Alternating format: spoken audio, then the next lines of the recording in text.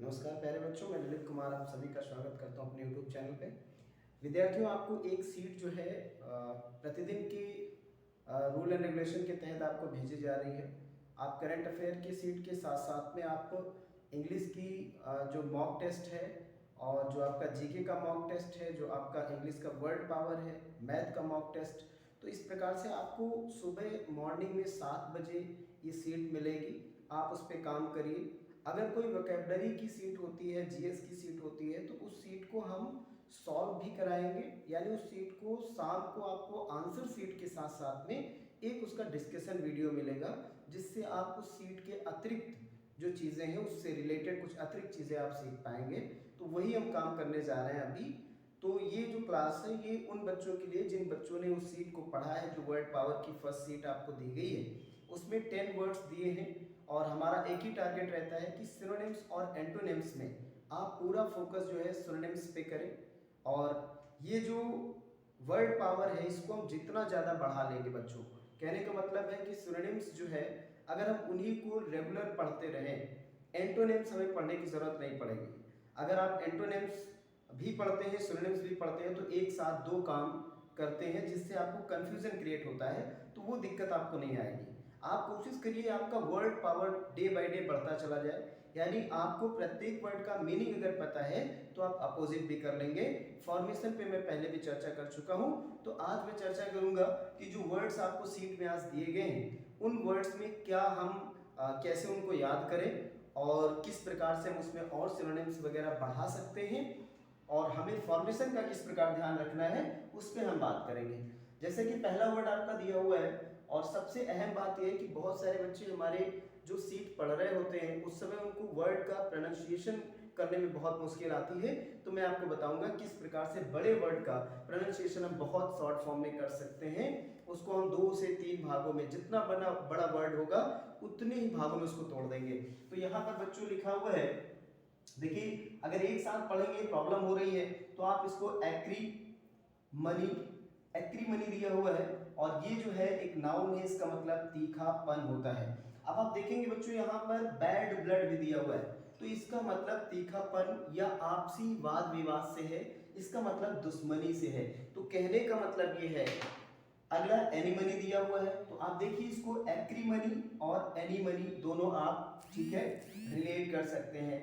और इसको याद करने का एक तरीका और है, मनी को आप पैसे से रिलेट करिए, ठीक है। एनी तो कहने का मतलब है एनी पर्सन, आप इसको एनी को एनी पर्सन से रिलेट कर दीजिए। अगर किसी व्यक्ति को आप पैसा देंगे, अगर वो आपका पैसा वापस नहीं करेगा तो बीच में खटास आ जाएगी, यानी शत्रुता हो जाएगी। अगला हॉस्टिलिटी दिया हुआ है, ठीक है। तो जहां पर आप नेसेसिटी होता है, क्वालिटी होता है, तो इस प्रकार से अगर आप देखेंगे तो LITY से भी रिलेटेड वर्ड जो हमारे होते हैं वो किस में काउंट किए जाते हैं, नाउन में। चलिए हम इसमें एक दो चीजें और बढ़ा सकते हैं। जब आप वर्ड लिख लिख के याद कर रहे हो तो आप कुछ ना कुछ उसमें नया जो है आप जो है उसमें इंक्लूड किया करो। जैसे कि आप देख रहे हैं यहाँ पर हम बढ़ा सकते हैं इनिमिटी, हम बढ़ा सकते हैं। अब आप देखिए ITY, ठीक है। तो एनिमिटी इसका मतलब शत्रुता होता है, तीखापन। अगला एक वर्ड आप बढ़ा सकते हैं, बहुत सारे बच्चों के मन में आया भी होगा ये वर्ड, बिटर। तो आप देखिए यहाँ पे बिटर रखेंगे तो बिटर का मतलब तीखा होता है, कड़वा होता है। तो जब कड़वा तीखा की बात होगी तो वो जो वर्ड होगा वो आपका एडजेक्टिव होगा। फॉर्मेशन में कितनी चीजें मैंने बताई आपको, 4, नाउन, एडजेक्टिव, वर्ब, एडवर्ब। तो ये गलत हो जाएगा, तो आप नेस लगा दीजिए, ठीक है। और हमने ये भी बताया कि जहां पर भी नेस लगा होता है वो कैसा नाउन होता है, अब्स्ट्रैक्ट नाउन होता है। बहुत समझदार है आप लोग, ठीक है। चलिए नेक्स्ट आपका ये इनु वर्ड दिया हुआ है। इनु, इनु का मतलब होता है थकान, आलस। अब देखिए आलसी कोई व्यक्ति है तो ये उसकी क्वालिटी है। ये आलसी वर्ड जो होगा वो एक तरीके से क्या हो जाएगा, एडजेक्टिव हो जाएगा। पर थकान और आलस जो है, थकाऊ अगर कहा जाएगा तो भी वो एडजेक्टिव होगा, आलस, ठीक है। तो ये नाउन हो जाएगा।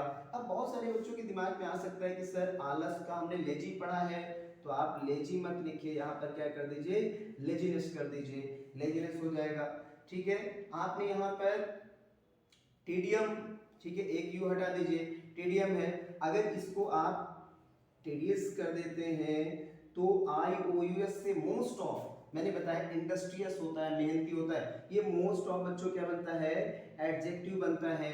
तो यहाँ पर हो जाएगा, इसका मतलब क्या होगा, इसका मतलब आलसी हो जाएगा अथवा क्या हो जाएगा, थकाऊ हो जाएगा। ठीक है, तो इसको हम इस तरीके से, इसी प्रकार इसमें एक वर्ड आप जोड़ सकते हैं बोरिंग, क्या जोड़ सकते हैं, बोरिंग। अगला दिया हुआ है इनिग्मा, इनिग्मा पहेली होता है, ठीक है, पजल होता है। तो आप देखिए यहाँ पर हम पहेली को एक तरीके से हम काउंट कर सकते हैं, किसमें, हम इसको कंफ्यूजन में भी बच्चों काउंट कर सकते हैं। ठीक है, कंफ्यूजन, तो मिस्ट्री दिया हुआ है जिसको सुलझाना कठिन है, वो भी पहेली में काउंट किया जाता है, पजल भी दिया है। पैराडॉक्स का मतलब होता है कि रूढ़िवादी बातें, ऐसी बातें जिन पर विश्वास करना बहुत मुश्किल होता है। अगला हमारा दिया हुआ कलेंड्रम, इसका मतलब भी होता है पहेली, ठीक है, कंफ्यूजन। अगर आप इसमें चाहें तो आप एट सी भी लगा सकते हैं, ये इडियम्स है, इसका मतलब भी होता है टोटल कंफ्यूज। अगला है डिसर्निबल दिया हुआ है, डिसर्निबल, इसमें बहुत सारे बच्चों को दिक्कत आएगा क्योंकि डिस उसके बाद में सी दिया हुआ है। तो आप देखिए एस सी, इससे हम एक वर्ड हम आपको लिख दे रहे हैं, एस सी से रिलेटेड क्या, साइंस वर्ड लिखा हुआ है। तो आप देखिए यहाँ पर हम सी को एस को अलग नहीं पढ़ते हैं, हम सीधे सीधे प्रोनाउंसिएशन क्या लेते हैं, शा लेते हैं। उसी तरह डिसर्निबल हो जाएगा, डिसर्निबल का मतलब होता है साफ, ये एक एडजेक्टिव है। तो आप देखिए साफ है, तो साफ के लिए एक वर्ड और बच्चों हो सकता है क्या, क्लियर हो जाएगा। ठीक है, इसका मतलब भी होता है साफ। विजिबल जो दिखाई दे रहा है, डिटेक्टेबल जिसे पाया जा सकता है, नोटिसेबल।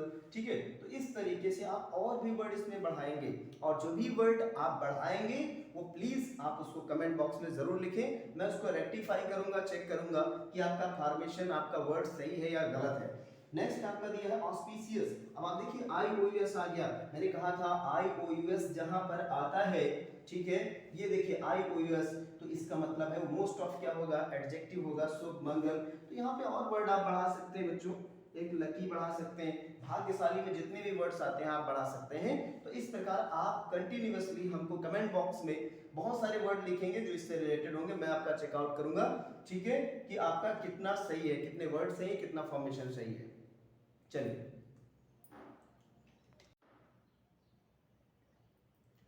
ये हमारा नेक्स्ट वर्ड बच्चों दिया है एस्पर्शन, और एक्सप्रेशन वर्ड का जो मीनिंग है विद्यार्थियों, वो आपका सामने लिखा हुआ है कलंक।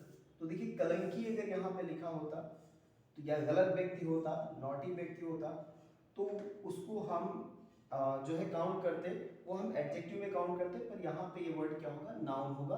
तो एक्सप्रेशन यहाँ पे दिया है, आप देखिए डिफेम नहीं दिया गया है, ठीक है, डिफेम का मतलब किसी को या निंदा करना है, किसी पे कलंक लगाना। वर्ब में होता है defamation, T I O N, ये भी नाउन होता है, स्टिग्मा हो गया, ठीक है। और ये आपका डेनिग्रेशन दिया हुआ है, तो यहाँ पर भी T I O N noun लिखा हुआ है। चलिए नेक्स्ट हमारा दिया हुआ है आलिया अब्रिज, ये वर्ड हमने बहुत बार आप लोगों को बताया है। ब्रिज, ब्रिज एक बहुत बड़ी चीज है, और उसको अगर हम आ कर दें, ये हम कीवर्ड बता रहे हैं आपको याद करने के लिए। तो अगर ब्रिज को हम आ कर देते हैं, आ का मतलब एक होता है छोटा, तो किसी चीज बड़ी चीज को क्या करना, छोटा करना, देखिए यहाँ पे दिया है छोटा करना। तो इसी प्रकार कर्टेन, ये भी नया वर्ड है। हमारी पूरी कोशिश थी कि जो वर्ड मैंने आपको मोस्ट ऑफ पढ़ाए हैं उनके अलावा नए वर्ड यहाँ पे दिए जाए। आप देखिए कर्टेन दिया है, ट्रंकेट दिया हुआ है, आप इसको बहुत अच्छे से रिलेट कर सकते हैं, ट्रंक से रिलेट कर दीजिए। ट्रंक का मतलब एक तरीके से सूंड होता है, ट्रंकेट यानी ट्रंक को कट करना, यानी क्या करना, छोटा करना, ट्रिम करना, ठीक है। तो ट्रिम का मतलब भी होता है छोटा करना, ट्रिमर आता है, आप जानते हैं। अगला आपका लेशन दिया हुआ है, तो लेशन का मतलब भी छोटा करना होता है। और भी बहुत सारे वर्ड बच्चों इसमें है, एक रेड्यूस, इसका मतलब भी छोटा करना होता है। अगला आपका हो जाएगा शॉर्टेन, इसका मतलब भी छोटा करना होता है। इसी प्रकार अगला हो जाएगा कट, इसका मतलब भी छोटा करना होता है।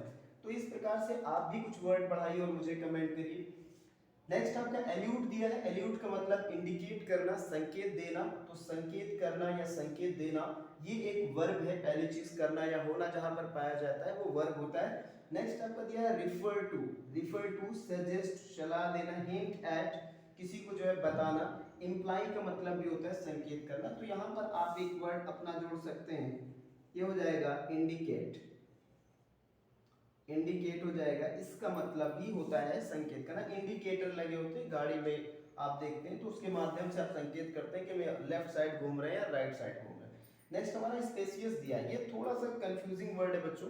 अगर आप सीट में देखेंगे, आप इसका मीनिंग गूगल करेंगे, आप कहीं से भी चेक करेंगे, तो इसका जो मीनिंग है वो दो प्रकार से, एक इसका मीनिंग क्लियर भी है, स्पष्ट भी है जो वहां पर दिया गया है, लेकिन आप नीचे देखिए तो थोड़ा सा जो है गलत आपको लगेगा कि मिसलीडिंग दिया है, डिसेप्टिव दिया है, फैलेसियस दिया है। तो मैं ये मानता हूं कि ये जो मिस प्रिंट यहाँ पे स्पष्ट लिखा हुआ है, तो यहाँ पर मिस प्रिंट नहीं है, पर आप कोशिश करिए कि उसमें दिखावा या धोखा वर्ड भी आगे जोड़ लीजिए, क्योंकि एक वर्ड की कई सारी मीनिंग हो सकते हैं, ये पॉसिबल होता है। चलिए, तो यहाँ पर मिसलीडिंग हो जाएगा, डिसेप्टिव, तो ये चीटिंग से मतलब है, यहाँ पर हो जाएगा टू चीट। और इसके लिए और भी वर्ड होते हैं, एक वर्ड बच्चों एल्योर भी हो जाता है, ठीक है, लुभाना किसी को, फैलेसियस धोखा देना। और अगर हम इसको स्पेसियस को स्पष्ट से काउंट करेंगे तो स्पष्ट में आपका हो जाएगा क्लियर हो जाएगा बच्चों, फ्रैंक हो जाएगा। इस तरीके से आप वर्ड इंक्लूड करेंगे स्पष्ट के लिए। चलिए नेक्स्ट हमारा सॉलिसिट वर्ड दिया गया है। सॉलिसिट में रिक्वेस्ट है, सीक है, बेग है, प्लीड फॉर है, ठीक है। तो कहने का मतलब है किसी से कुछ मांगना, किसी से रिक्वेस्ट करना, ठीक है। बेग का मतलब होता है भिक्षा मांगना, प्रार्थना करना, ठीक है। और अगर हम यहाँ पर प्रे भी इंक्लूड कर दें, ठीक है, क्योंकि हम गॉड से प्रे करते हैं, प्रार्थना करते हैं किसी चीज के लिए, कोई भी चीज अगर हम मांग रहे होते हैं तो गॉड से मांगते हैं। तो कहने का मतलब विद्यार्थियों ये है कि आप इसका नोट्स तो बनाएंगे ही, साथ में जो भी वर्ड्स आपको बहुत ज्यादा कंफ्यूजन क्रिएट कर रहे हैं या जो भी वर्ड आपको पढ़ने में प्रॉब्लम कर रहे हैं उसको आप कमेंट बॉक्स में लिखें, हम आपको उसका प्रॉपर रिप्लाई देंगे। और जो भी विद्यार्थी हमारे बहुत सारे वर्ड इसके अलावा जानते हैं जो इसके सिनोनिम्स में दिए हुए हैं वो भी आप इसमें इंक्लूड करें। और जो कैंडिडेट अभी जो है वोकैबुलरी के साथ साथ और भी चीज़ें पढ़ रहे हैं उसमें भी अगर कोई समस्या आ रही है तो आप मुझे ज़रूर बताएं। Thank you very much.